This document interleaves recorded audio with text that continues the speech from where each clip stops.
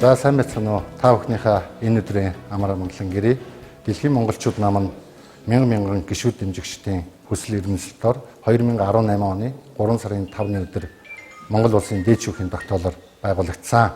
Өнөөдөр нийгэмд өгүүлэгдэж байгаа хамгийн гол асуудлуудын нэг нь болохоор өнөөдрийн улс төр нийгэм эдийн засгийн бодлого, ард түмний хүсэл эрмэлзэл, зорилго хоёрын хоорондох уялдаа холбоо шүтэлцээ алдагдсан байна. Энэ бүхнийг засгаар Дэлхийн монголчууд нам байгуулагдсан болно.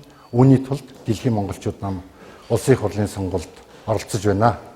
Шинэ 90 үеийн гол цөм нь Монгол улсын эрх ашиг, Монгол хүний эрх ашиг байх болно. Энэ эрх ашигын төлөө Дэлхийн монголчууд нам үзэл бодол, нам эвсэл харгалзахгүй хинтээч хамтарч ажиллана гэдгийг үгээр мэдэгдэе. Та бүхэнд баярлалаа.